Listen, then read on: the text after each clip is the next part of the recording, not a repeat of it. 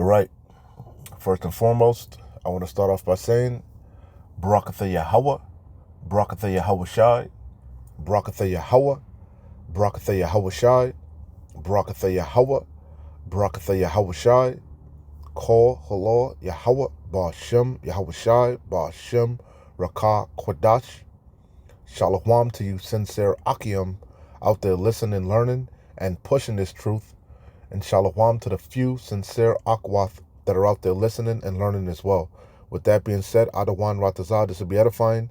As usual, I'm going to go into Rakah Kodash. And the inspiration for this lesson is going to be this video here. I'll leave the link in the description. The channel is Ken McElroy, and the video is entitled, What 75 Years of Home Prices Reveal About Today's Market. History is repeating itself. And it's a good, very good video. You know me, I like to watch the economy. I'm watching everything, but I particularly like to watch the economy because the economy is the lifeline of a nation. And a major telltale sign of how the economy is doing is real estate, the housing market, residential and commercial. Okay, but this is going into primarily residential real estate. And again, I'll leave a lot of good information was brought out in this video. I'm not going to even do it justice. I'm not even going to try. But there were two charts that he showed, and I wanted to speak on them. You know, I got, again, it's from this video here. Screenshotted it.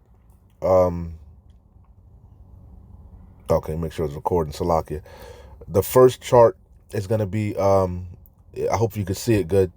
It's the median home value versus home values over time. So you can see it started at, what's this? 1950. In 1950, the average, median means the average price of a house in 1950 was $7,000. Okay? That was your average home, right? And as you can see, it's been drastically increasing all the way up to 2025 now. The average home is $426,000. Okay? And you can see the chart how it's, you know, it's been going up. But as of, I'll say from the year 2000 to 2025, it drastically increased. Okay? And that shows, the reason why I wanted to speak on this is because this is showing you the devaluing of the dollar. It's not that homes are going up. The dollar is losing its value. And they have to come up with all types of schemes and ploys and skullduggery to try to mask the fact that the dollar is being devalued. Okay? They had all type of ploys. Another chart, Salaki, that they showed is the interest rates. Right? I'm going to go back to the housing one. But this is the interest rates, highs and lows by decade.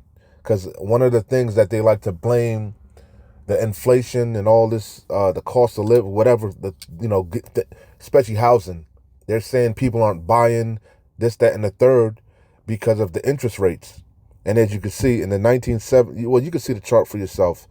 But overall, you had a spike from 1970 to 1980, right? But then the interest rates were constantly going down, all right? Now, all of a sudden, you see them kind of, well, one of them spiking back, the highest rates spiking up, and the lowest rates are still going down, all right? But I wanted to show you this because it's all bullshit. They're all just manipulating the market, and it really has nothing to do with anything.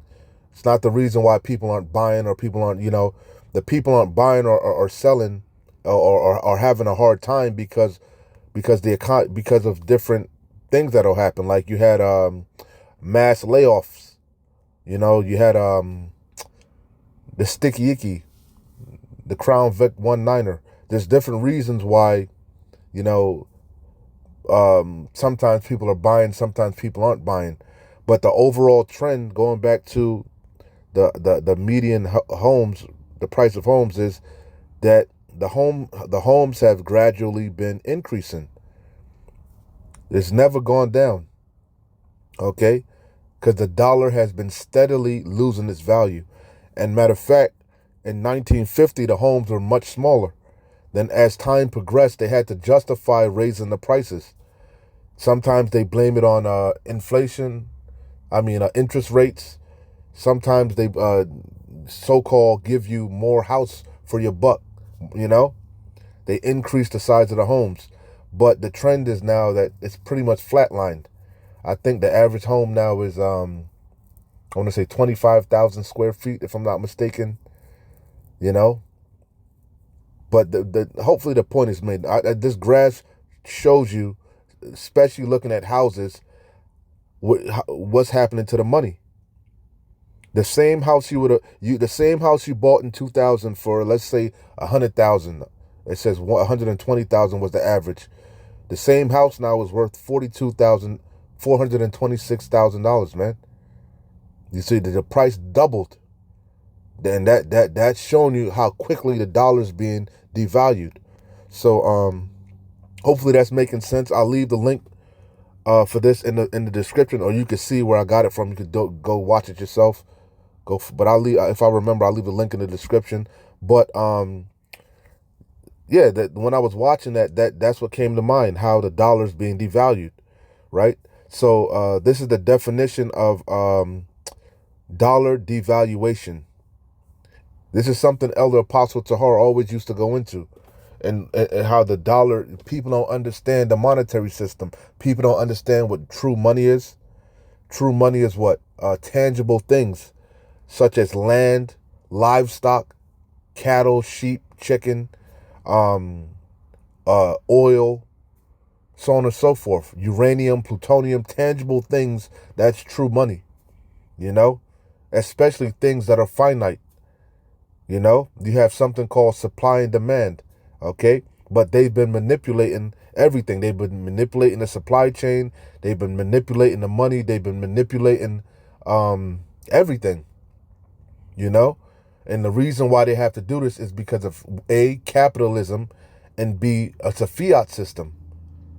It's a Ponzi scheme. You're not using real money. Okay?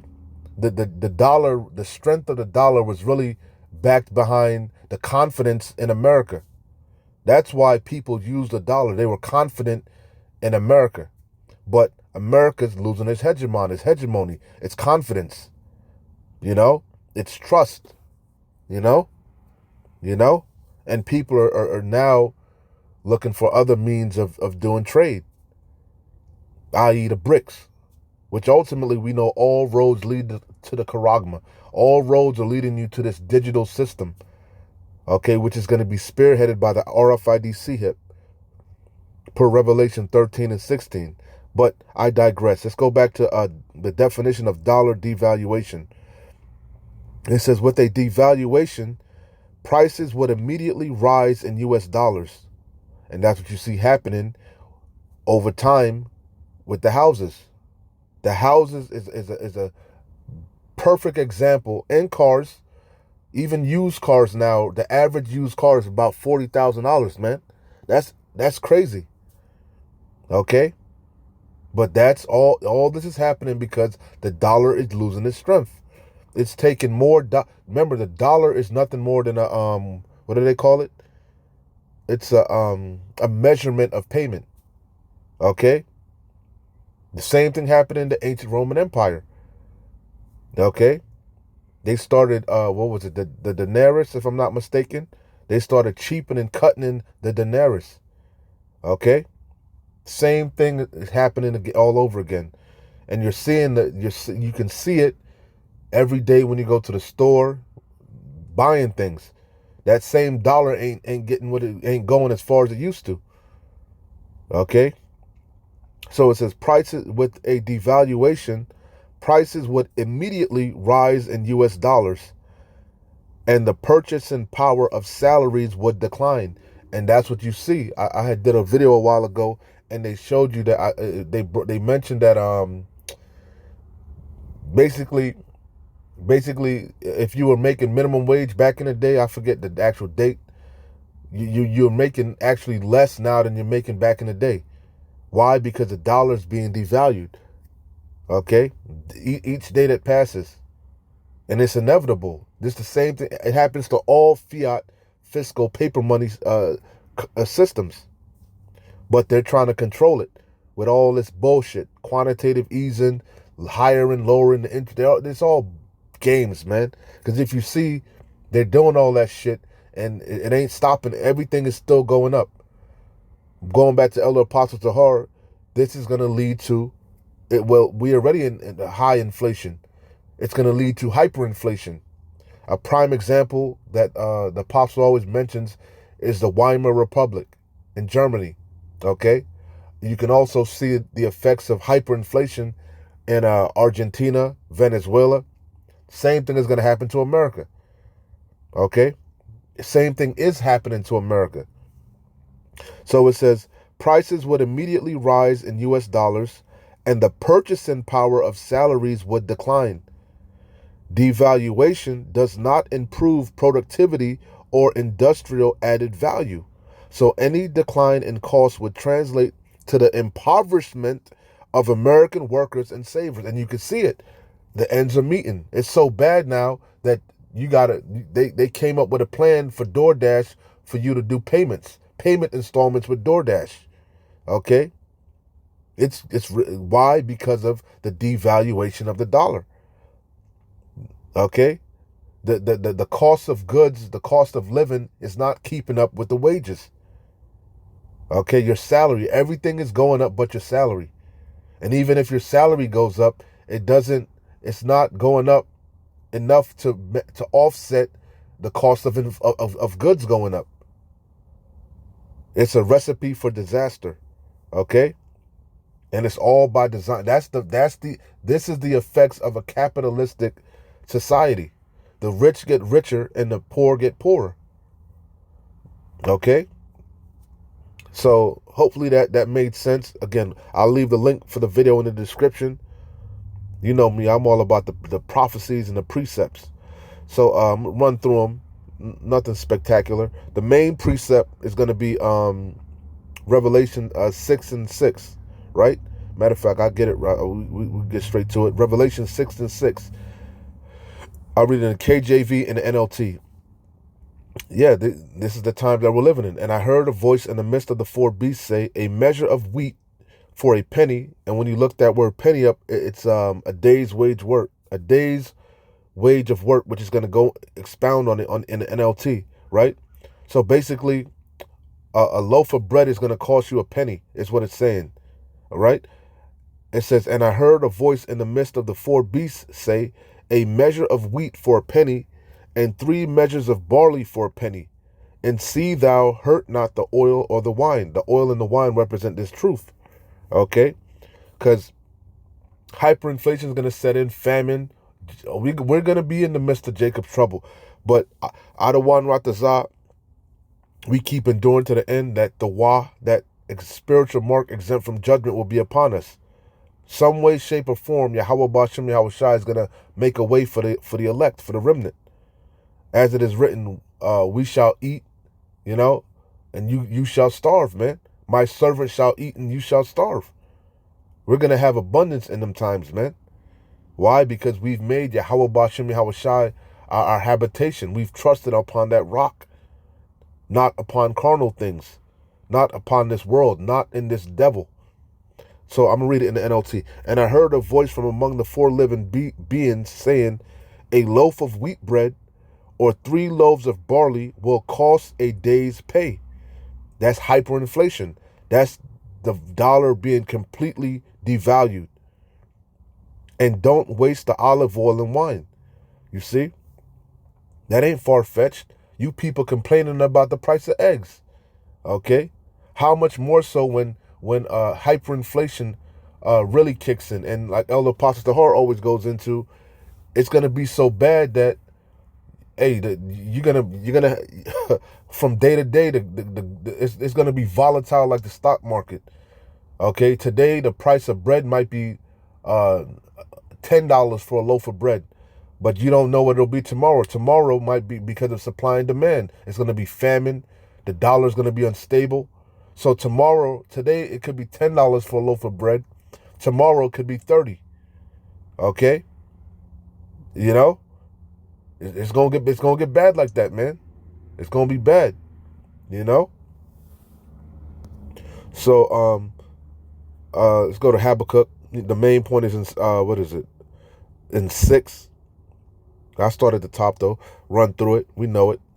I will stand upon my watch and set me upon the tower, and will watch to say what he will say unto me, and what I shall answer when I am reproved. And what are we watching? We're watching the news. We're watching the economy. We're watching everything. You know? But what are we doing with the things that we see? We're filtering everything through the scriptures. You know? And what should come to mind? These prophecies, they're screaming. And the Lord Yahweh answered, the testimony of Yahushua is the spirit of prophecy. If you call yourself a man of the Lord, you should be prophesying. The prophecies are screaming. This third woe is getting hot and heavy. The economy's collapsing. The love of many's whack. On and on, man.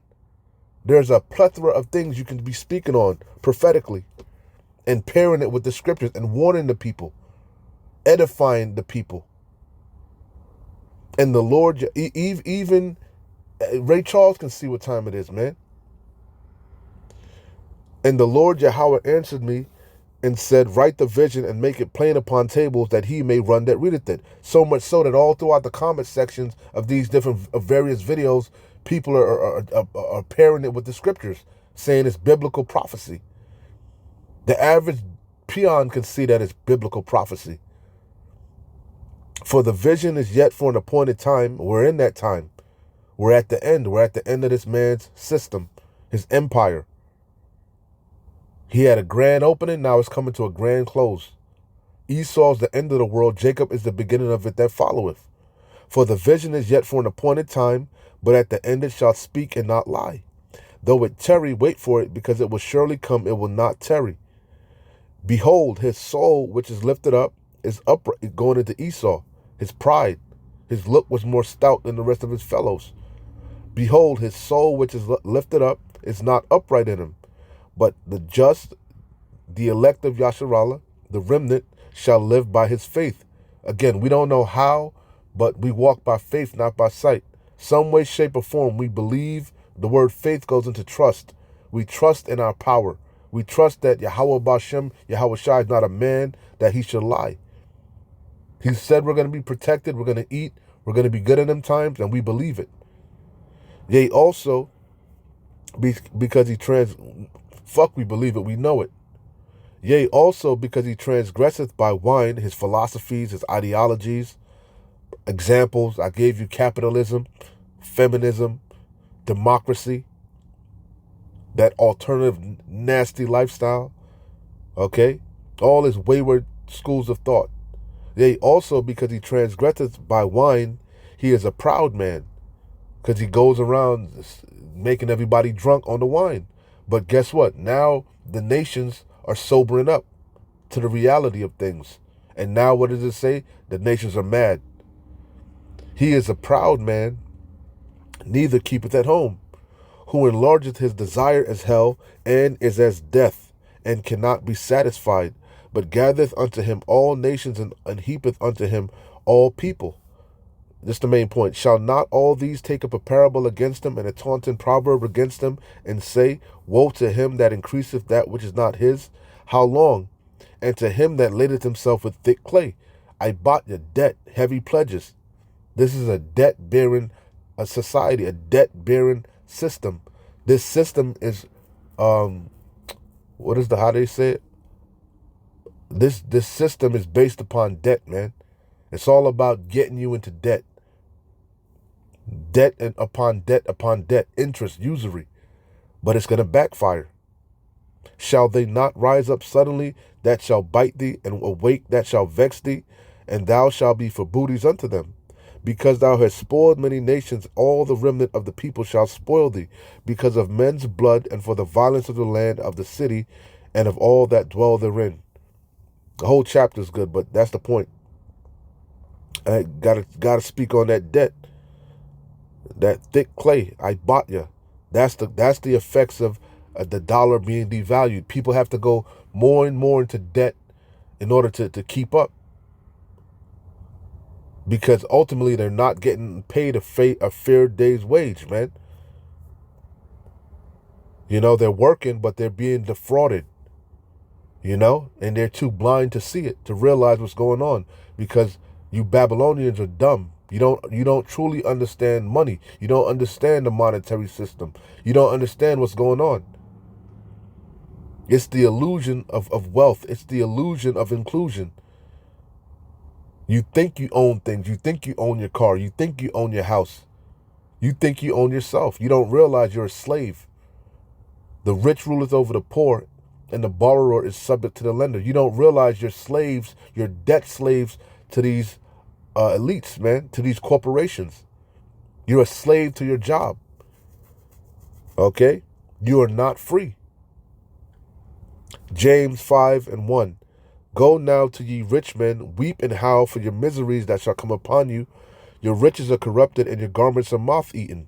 Your gold and silver is cankered, and the rust of them shall be a witness against you. Yeah, it's a spot on you. It's a black eye upon you. How you've acquired all your wealth.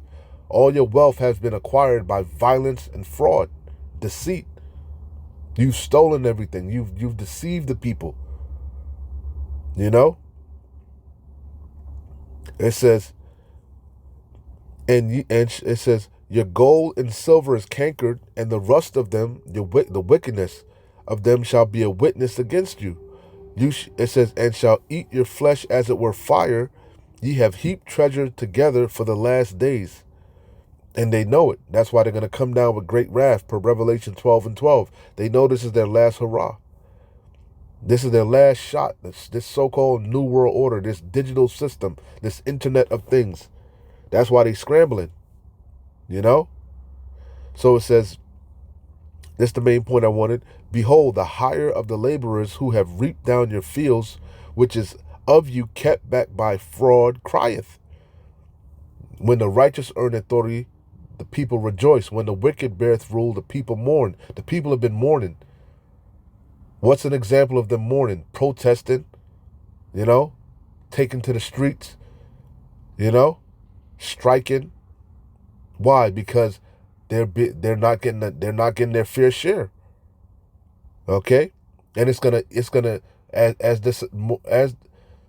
this society collapses more and more people are gonna wake up out of the matrix. More and more people are gonna take to the streets. Hence, it tells you it's going to be sedition in the streets. And it says, and the cries of them which have reaped are entered into the ears of the Lord of Sabaoth, the Lord of armies, the Lord of hosts, Yahweh Ba'ashem Yahweh Shai. Ye have lived in pleasure on the earth and been wanton. Ye have nourished your heart as in the days of slaughter. The elites, the best of the best, you know. Whatever they desired, they had their hearts, you know, they had their fill, more than enough, you know. But that was the blessing. Isaac blessed Esau with the sword, the fatness of the earth and the sword, and that's how he's been living. But there's a recompense. There's a price for that. Ye have condemned and killed the just, and he doth not resist you. These people are simple. They don't even, you know, you furthered the affliction, as the scripture said. You went too far, you know. It says, be patient, therefore, brethren, unto the coming of the Lord, Adawan. Behold, the husbandman waiteth for the precious fruit of the earth, and have long patience for it, until he receive the early and latter rain. Be ye also patient, establish your hearts, for the coming of the Lord Adawan draweth nigh. That's the good news. That's what keeps us going. There's a recompense coming. There's a reward coming. A reward for the righteous, and there's a reward for the wicked. Adawan Ratazah, we be of that righteous, that just lot, that just, you know. We be of the just, the remnant, the elect, the hopeful elect, you know. But anyway, like I said, I'm not going to be too long. Hopefully it made sense and it came together. Again, go watch the video for yourself. Him and his wife expounded on it a lot better, went much more in depth. But yeah, it's the housing market. If you track it, is a prime example of the dollar being devalued. Okay. Anyway, keep watching, keep praying, keep fighting, keep pushing. We're close. Shalom. Wah abad babor. Kwam Yasharallah.